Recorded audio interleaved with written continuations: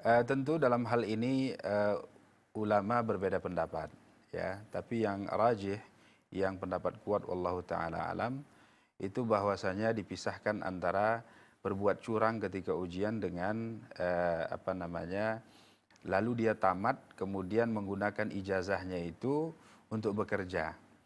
Seandainya dia profesional, mampu mengerjakan pekerjaannya itu dengan baik, walaupun dengan hasil nyontek ketika ujian, lalu dia dapat ijazah, Iya, iya. maka itu tidak mengapa. Oke, iya. Perbuatan menyonteknya itu haram. Haram. Hendaklah dia bertaubat dan tidak mengulanginya lagi. Tetapi ketika dia punya ijazah, lalu ijazah itu digunakan untuk melamar kerja, lalu dia mendapat pekerjaan, kemudian di dalam bekerja dia baik, profesional dan apa namanya, Memang dia mempunyai skill di dia situ, Ustaz. skill di situ, maka itu tidak mengapa. Itu adalah pendapat apa fatwanya Syekh bin Bas dan Syekh Utsaimin. Oke, ini bentuk pertama, Ustaz ya. Ya. Nah, bentuk kedua, dia mendapatkan ijazah namun dibeli. Tidak pernah mengecap pendidikan, ya. Ini lebih parah lagi, Ustaz ya. Tahu-tahu dia udah dapat ijazah saja. Tah kapan dia sekolahnya, kita nggak ngerti, tahu-tahu dia sudah menyandang gelar S2, Magister dan S3 Doktor, lalu dia pakai ijazah itu untuk bekerja. Nah, ini tentu jelas haram hukumnya dan hasil daripada pekerjaannya nanti pun adalah hasil yang tidak baik dan tidak benar.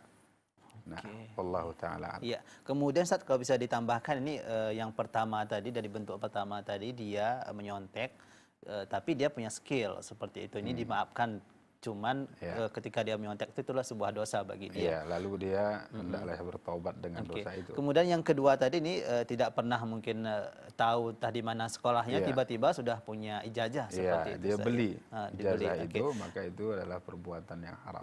Iya, kalau boleh saya menambahkan ini saat bentuk ketiga itu, bentuk yang ketiganya ini memang mengikut menyontek, tapi skill pun tidak ada. Ini gimana, Tad? Ini lebih parah Lebih lagi. parah lagi, Tad, ya. Ya, karena dia menggeser.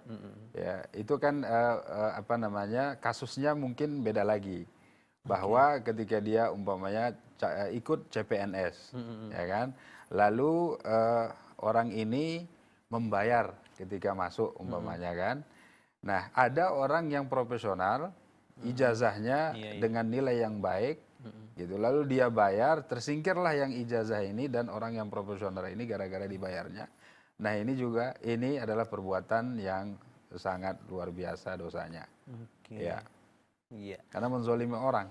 Seharusnya orang itu yang terpilih menjadi apa PNS, lalu dia bayar, kemudian dia geser gara-gara dia membayar itu. Individu-individu seperti ini yang sebenarnya nantinya kelak akan bisa membuat kemunduran, Ustaz ya, dalam sebuah pendidikan itu atau instansi yang dia bekerja seperti itu. Iya, kemudian Ustaz, bagaimana dengan keadaan misalnya seseorang yang mempunyai keahlian atau skill atau ilmu, namun dia tidak mempunyai ijazah. Ini menurut Ustaz bagaimana pandangan Ustaz?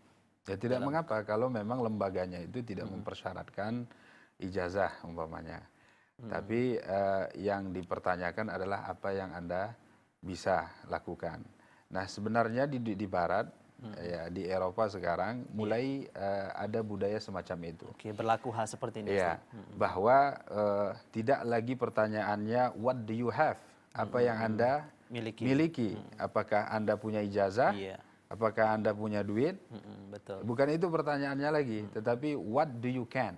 Apa yang Anda mampu lakukan? Betul. Walaupun Anda sudah punya ijazah, tetapi Anda tak mampu berbuat sesuatu, tak cakap dalam bekerja, maka Anda akan disingkirkan. Oke.